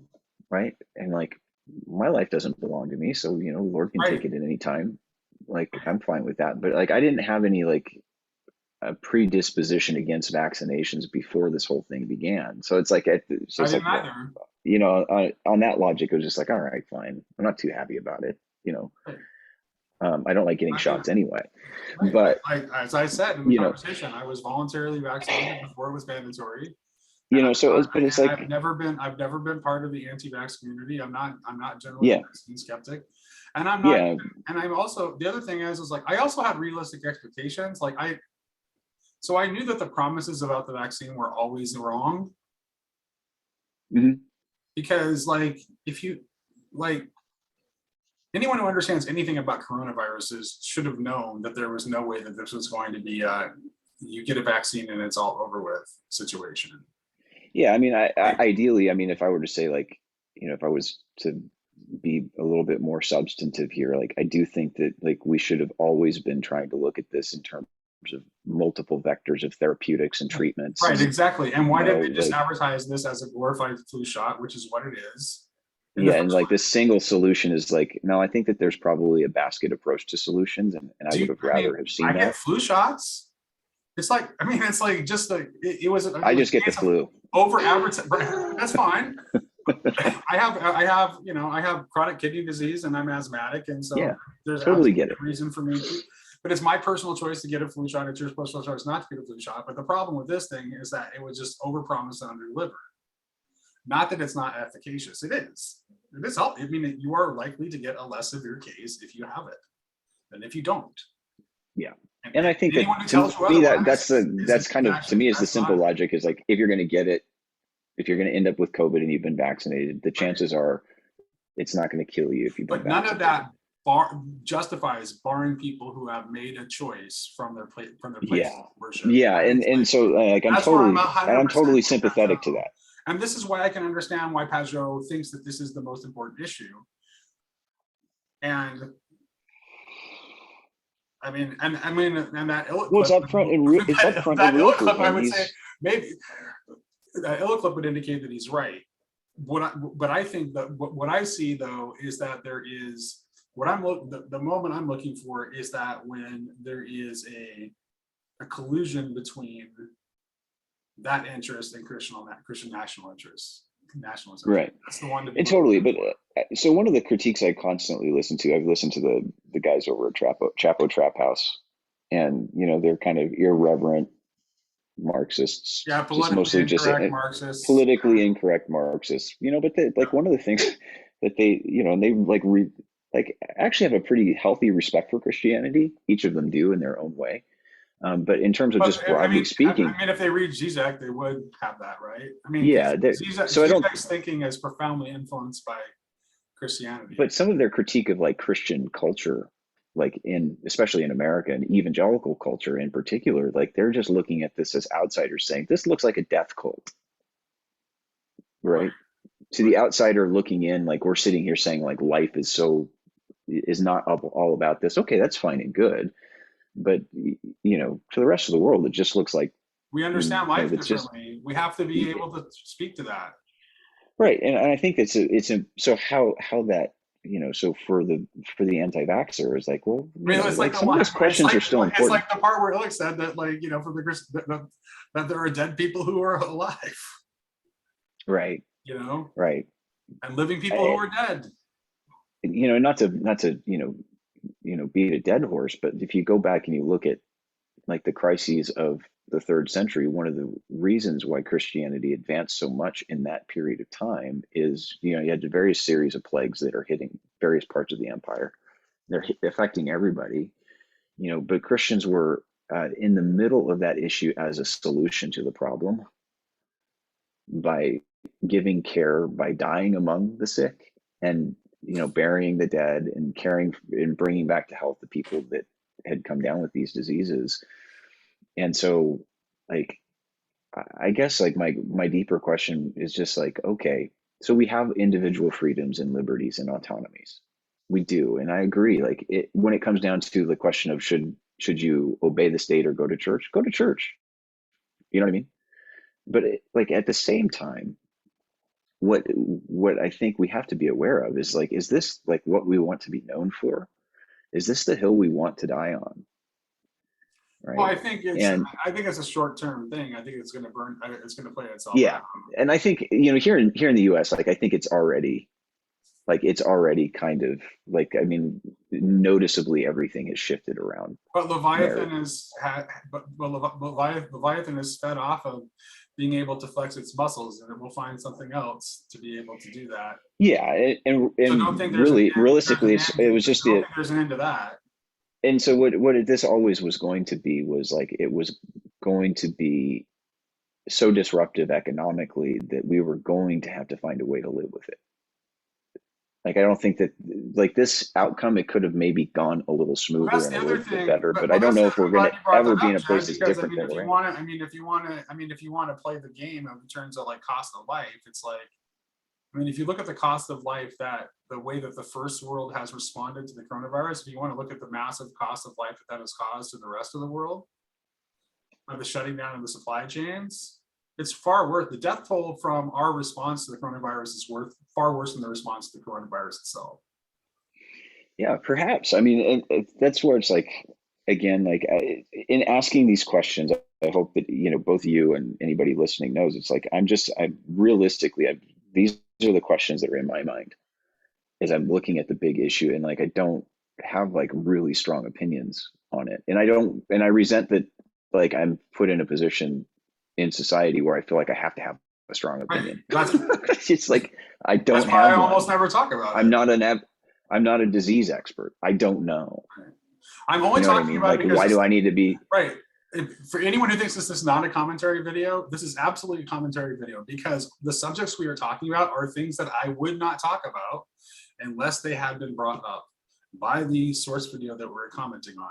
Because yeah, and so Pageau, and like Pageau's response too, like, very strict policy of not talking about politics, and we have talked about political things like far more than I'm comfortable with in the process of this commentary.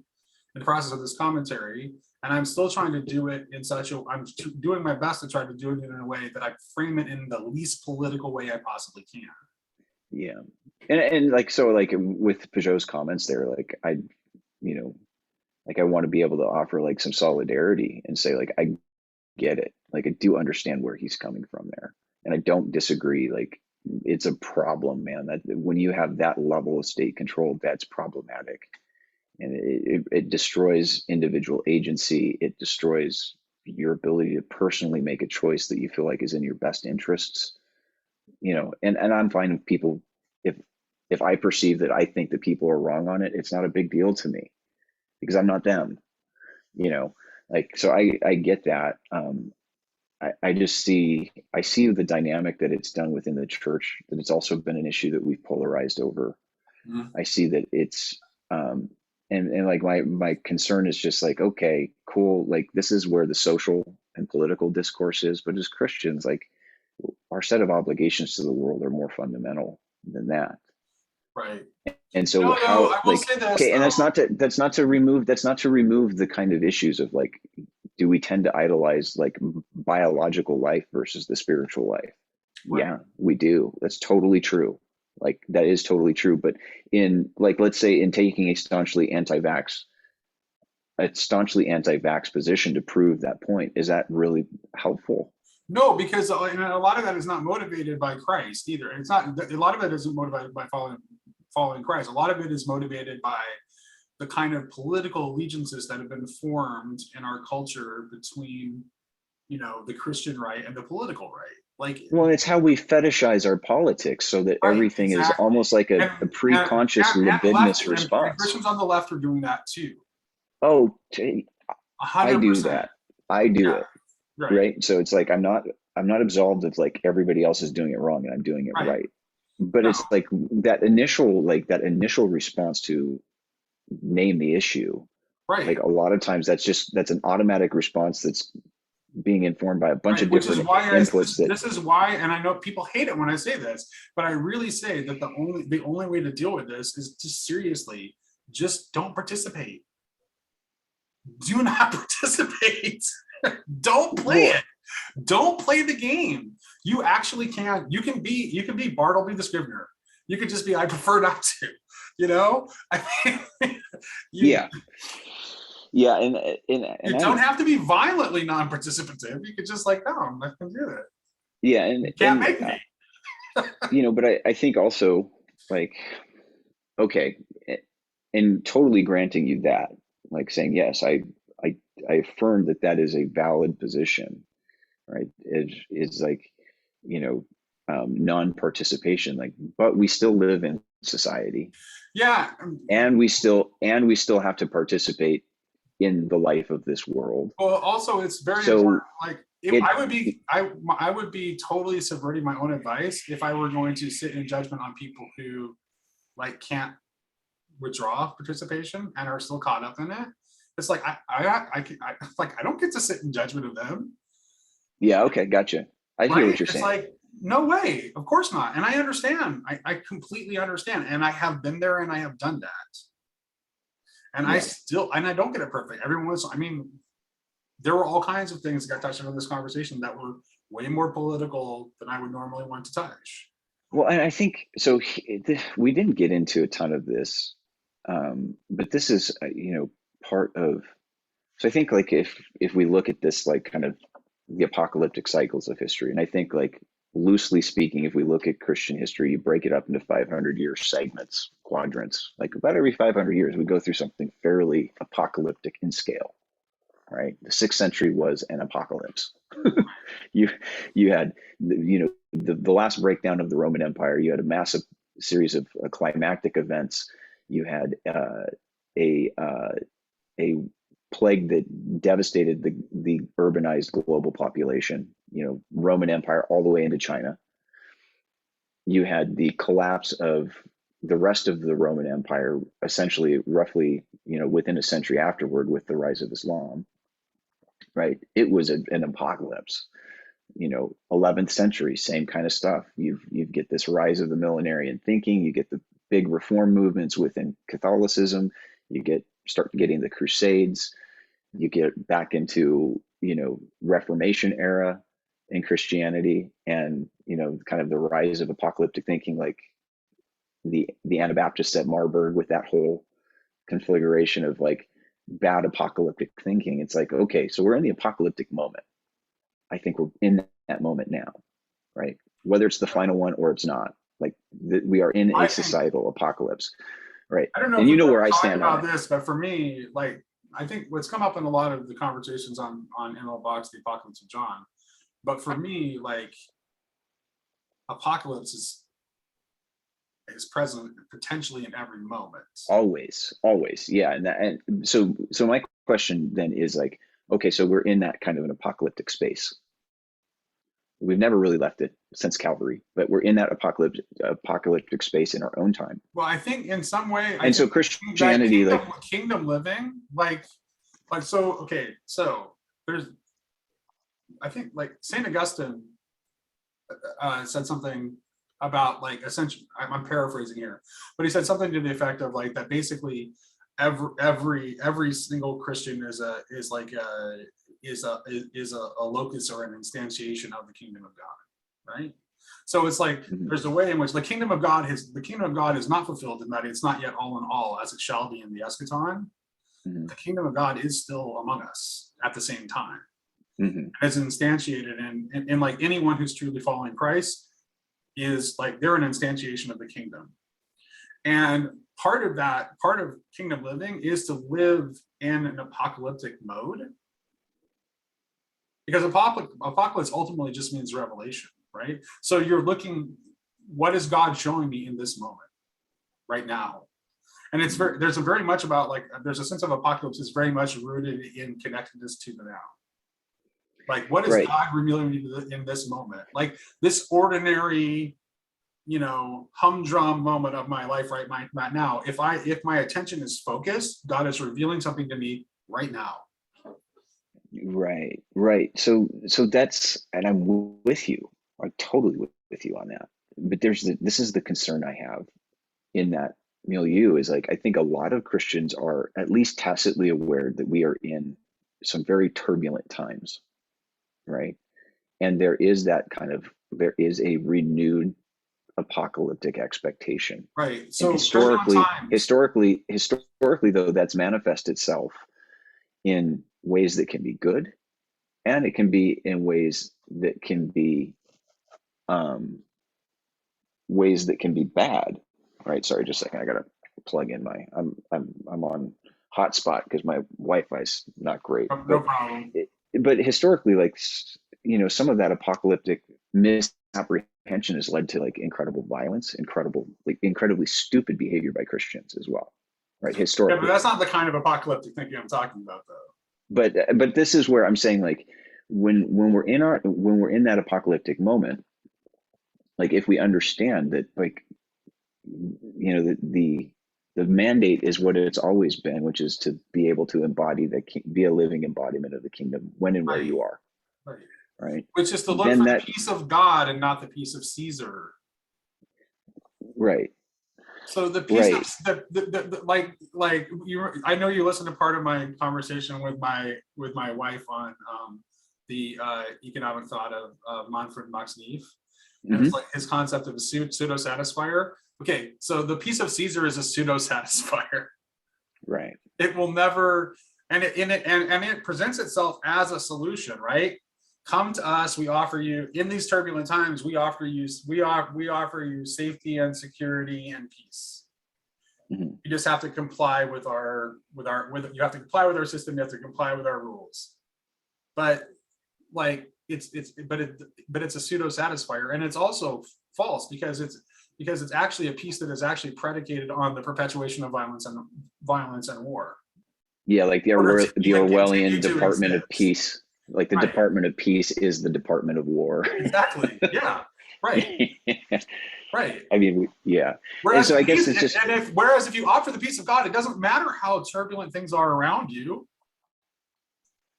What does matter to me though is like, okay, and this is where I get like a little bit, and I know I've pissed the conspiracy theorist crowd off on this. And this is as somebody who's probably more apocalyptic than they are. Right. Just and full disclosure to our conspiracy theory crowd, he might be upset by what Jed is about to say. He does believe in aliens, but continue. Yeah. So yeah, like, trust me, guys, like I'm well aware of the conspiracy lore, and I think there's something to some of it. Right. But like the conspiracy crowd gets carried away. There is something, Jed, I would say, this is what I would say. There's something to all of it. Yeah. What it does is like it takes a correct intuition is like let's say like one of the basic formats is like the people who appear to be in control are not in control, right? That's a correct intuition. But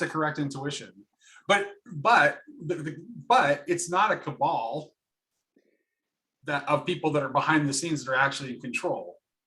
But it is true that the people who appear to be in control are not in control. That is a correct intuition.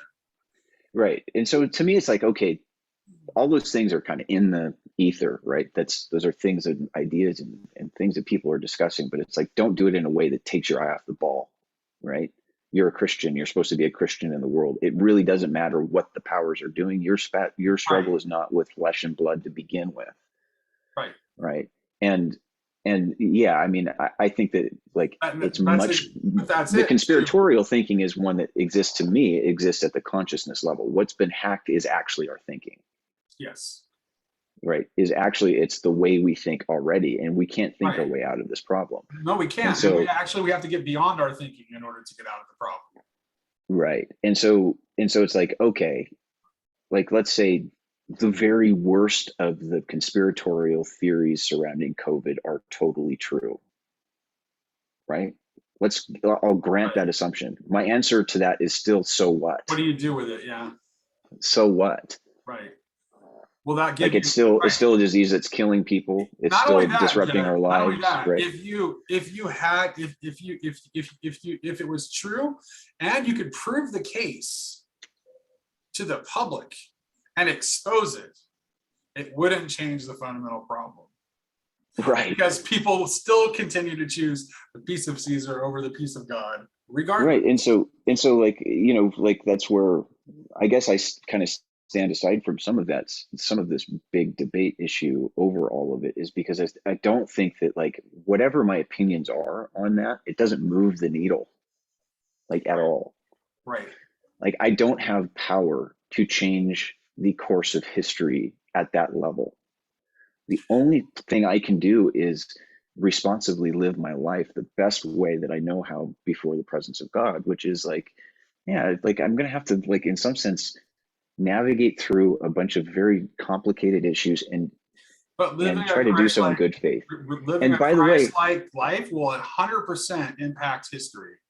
And I totally think you can do that if you've been right. And I totally think you can do that whether you're vaccinated or not vaccinated. So that's not the issue to me. Right. Like, you can be non-vaccinated and totally living an upright, wonderful Christian life. So but I'm just saying, like, if we allowed that kind of, I think it's because we desperately want the idea that there's some kind of, even if it's evil, some kind of intelligence and genius that's running the show.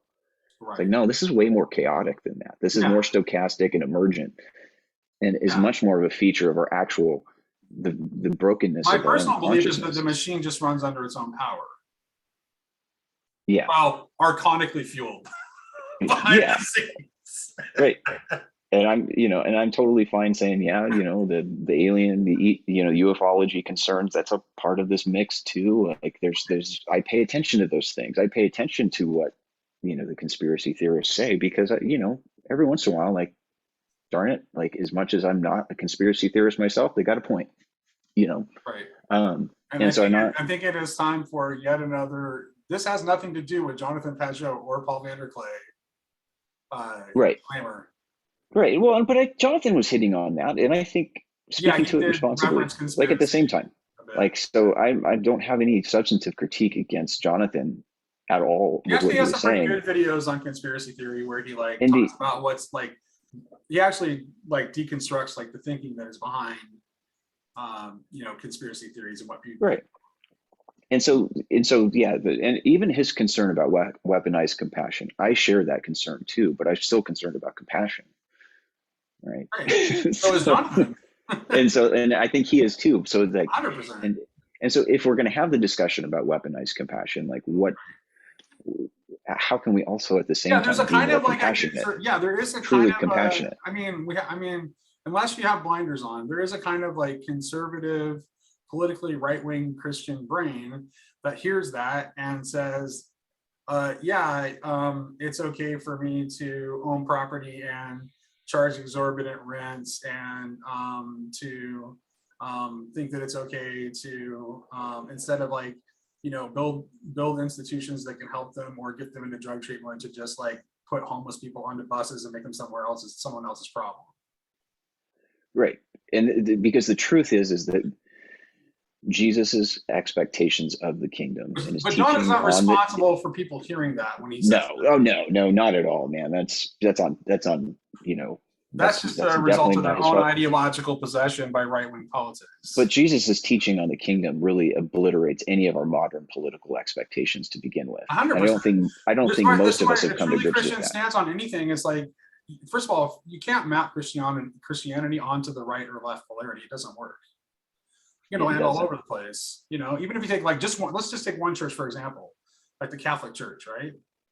So the Catholic Church is pro-life. Oh, it must be conservative. Well, it's also in favor of treating immigrants with compassion and having like sensible relations towards immigrants, and often like houses refugees. Oh, it's left wing.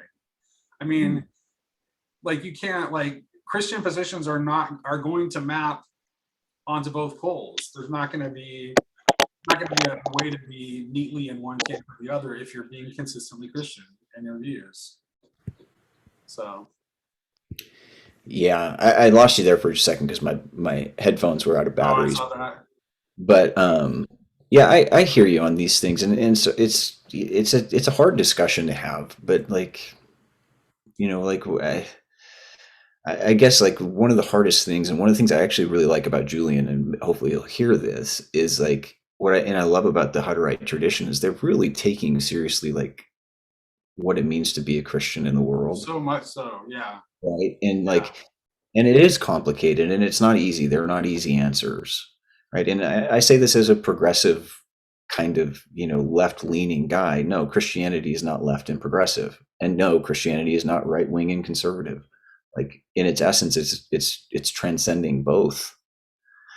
And so, you know, like even within my particularity, like I'm well aware that my perspective has limitations.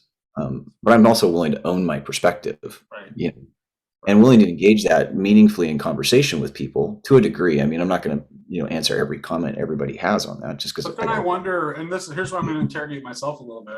I wonder about like our embrace of these labels, these political labels, where it's like, say you're a Christian and you say like, you might say I'm a progressive, or I'm a conservative, or I'm a Christian socialist, or in my case, I'm a Christian anarchist. It's like, maybe there's something wrong about even embracing those labels. Not that my principles would change. If I were to stop calling myself a Christian anarchist, my principles would still align with what is called Christian anarchism. But I'm not sure that the act of calling it Christian anarchism is necessarily a good idea. Yeah. Do you follow what I'm tracking what I'm saying there? Yeah, and that's why, like, I mean, I'm hoping to get that Jubilee material together to kind of demonstrate, like, hey, there's a lot of different aspects of social and economic theory that are very amenable to a functioning kingdom-looking society. Right. So basically, kingdom building is what I'm like. So maybe I should just stop referring to myself as a Christian anarchist and say start referring to myself as a kingdom builder. Yeah, and I mean, I like how that answers everything and nothing all at once. Right, exactly. You know, there are many ways of going about the work of the kingdom. Right, and like I don't want to put my, you know, whatever my. I will say this though, I mean, I will continue to say that politics is not a valid arena. It doesn't work at all. Like it's non-functional, or it's a non-functional arena for kingdom building. It just isn't. It's not kingdom building, and I think like this will owe a little bit to like some of my Lutheran and Calvinist legacy that I still probably hold on to, is like, you know, the kingdom of God and the kingdoms of this world are not the same thing, right? Right. And so, but listeners to our last talk thought I was Protestant. Oh, really? Because we're talking about politics so much. Because when you get me talking about politics, it's like, yeah, you probably think I come off as Protestant when I'm talking about politics, 100%, no doubt about it. Yeah. And part of that is also like I'm an American, so in some ways, like all Americans are culturally Protestant and temperamentally Protestant, regardless of what their and I'm religious. I'm the same way, Nate. You know, and I've had friends consistently ask me like, why don't you convert to like Orthodoxy? And like, there's so much in it that I probably. There's a lot, like 99% of it, but it's like my instincts are thoroughly Protestant, right? In terms of just even the way I approach the question of authority, right? And so It's hard for me, and whether I'm right or wrong on it, by the way, it's just hard for me to even wrap my mind around kind of like, even though I'm going to an Episcopal church now, I still have like kind of that legacy Calvinist kind of thinking that's like, I don't know if the exercise of that kind of authority is ultimately very helpful. So I think sometimes like there's a tendency I have within Christians within those traditions that are deeply embedded with them, is like, it's just, I have a hard time understanding it, and it's not because I'm that I'm trying to be obtuse there, but it's like, like, I am an American. I have been raised Protestant. I've been inculcated in that mentality. And Let me say this, and let me say this in favor of, say, the more liturgical traditions, and why they're really holding on to treasures. And I'm not telling anyone that they should leave their tradition, but there's something about there's something very magical about the way that that the liturgy and the prayers of the church preserves things that even the church can forget. Oh yeah. There are really, like, if you really look closely at the liturgies and the prayers, there are things that are contained in there that a lot of the clergy would be squeamish about declaring dogmatically, even though they're right there in plain sight in the prayers and the liturgy. And they're astoundingly beautiful. Like, in that side of it, I'm like, that's the side of it. Like, hey, if that was all that was entailed in, learning one of the great traditions, then cool. But I'm also not gonna. I don't feel comfortable being a part of a tradition that can only define itself by who is anathematized. There's something about that just it grates so deeply within me that and I understand it's been explained to me. I understand why they do it, but I just can't. I personally can't go there. I probably would have become Orthodox had it been geographically convenient instead of Catholic. I'm a practicing Anglican now, but I did convert to Catholicism. Yeah. And another divorced and remarried Catholic seeking refuge under the Anglican umbrella. But I'm still like I prayed my rosary this morning, people. In my heart, I'm still a Catholic. And part of the reason I ended up in the Anglican church is also because my son is like an Anglican's Anglican. Yeah. And I was agnostic when he was little, so it's but yeah, definitely my fault. And to loop back though too, it's just like, okay, like a lot of these big issues though, for the average Christian that's taking in media, taking in all these kinds of things, like you're getting information from multiple different sources, but also like they're like enough of a humble realism to know, like, at the end of the day, and I'm sorry to say this, your opinion doesn't move the needle. Right. Your position on this, one way or the other, doesn't move the needle in terms of what the overall social dynamic is. So wherever you're going to go with it, and I'm totally fine with there being broad liberty on this question, it still has to be informed by Christian compassion. It still has to be motivated by a real love for your neighbor. It still has to be motivated by a genuine concern for their life. It has to come from here. It has to come from within you. And so we get ourselves, we've got all kinds of things going on inside of our head. All right, just at a heart level, in a sense, it's like, okay. Are you going to trigger the Calvinists, and they're going to be talking about how, all the meditations of the hearts are wicked, kind of thing. Totally, yeah. So let's not ever even talk about emotions and feelings ever, because we can only rationalize those with the cold calculus of fact. Yeah, I know, I get it, but at the same time, like, just at a heart level, like at a human level, with some solidarity that we're in this whole darn thing together, whether we like it or not, whether we like each other or not. Well, but the weird thing is like, okay, so let's speak into that thing. It's like, it's definitely like, no, you're definitely supposed to I can understand, like, if you're talking about like the heart that is not in Christ, then it is going to have wicked desires. They're not wrong about that. But you're taking that, and then you're saying that you're advising the Christians not follow their heart, but they've been given a new heart by Christ. Right. Well, and like, was there anything of value that God was actually trying to save and seeking to save humanity? Like my answer would be like, clearly, yes. Right. This was important enough that God was willing to give his life for this, you know? So I don't know. I mean, you know, and even in like reflecting on the nature of how some of these critique videos go, it's like, there's some value in us having these conversations because it gets a whole different set of ideas and questions out there. But, you know, like, am I like super interested in like showing like how, you know, I'm right and Johnathan Pageau is wrong? I don't care. Definitely not. I don't think, like, first of all, I'm not saying I'm right. For starters, I'm giving you, I'm basically at the end of the day, okay, I'm simultaneously somehow both a hippie and a redneck. And, you know, in a sort of Willie Nelson sort of way, I guess, who reads books. And I'm a complete amateur. And I'm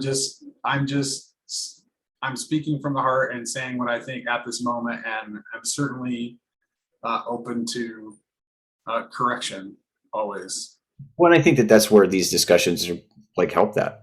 Like, I think that it's important to have them, you know, and yeah, I don't know. I mean, but I was really stoked to see like some of the stuff that, you know, Pageau recently put out. I felt like that, like I would love to see him continue to kind of navigate that tension a little more self-consciously to where, you know, it's like, okay, like the Christian nationalism he's seeing equally as a problem.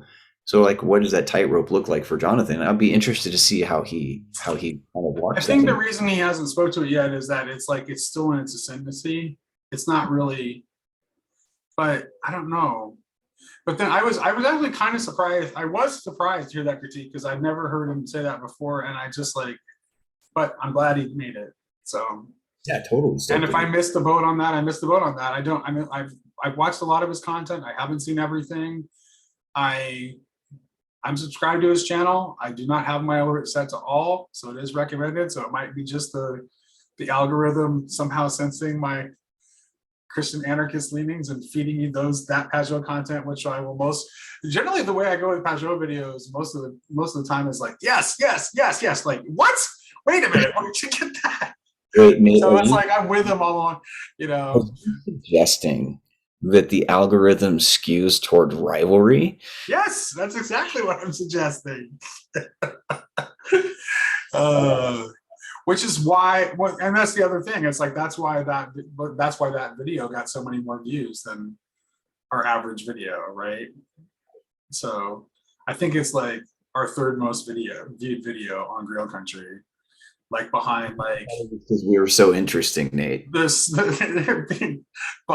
the only conversations that have more views are the conversation between myself and John Vervaeke and Michael Martin, and Luke Thompson's like buried video that Paul never put on. Yeah, I'm assuming that's all coming from within the community. Yeah, the Vervaeke B-sides. Well, no, it was Luke Thompson's B-sides. Oh, it was, yeah. Yeah, Luke, that's like actually it's as many. What's hilarious to me is it has as many views as the Vervaeke and Martin conversation. So funny. Yeah. Anyway, I don't know if I have much more by way of. No, I think we've said what we needed to say. I think we've exhausted our commentary here. What I'm gonna do is I'm gonna send this to Grimgriz, since he complained about what I titled my last video. I'm gonna drop this into cloud storage and send him a link and say, okay, title this video for me. We'll see what he comes up with. Oh, I hope it's like spicy. It's grim. I'm sure it will be spicy, but I don't want to be accused of doing a bait and switch again, which is certainly never my intention at all. I just predetermine the titles of my videos. It's just like, this is what we're going to try to talk about. We don't always end up talking about what we're trying to talk about, but I leave the title that I decided on in advance. Yeah, it's just like, the technically correct title is Three Guys Ramble On About a Few Things. Right, that could just be like every single Grail Country video could be, yes. we kind of talk about something, but then we go off on a bunch of tangents because we make intuitions in the moment. Yeah. I mean, we have a conversation. That's what a Right, conversation that's right. Yeah, we have a dialogue. Yeah. Absolutely. All right, All right. Thanks for joining me, Jed. And I'm glad Julian was here today too. Luke and Graham were invited to this conversation, but they weren't able to make it. So, but hopefully we'll get them on for another one soon. Talk to you later. Sounds good. Yep.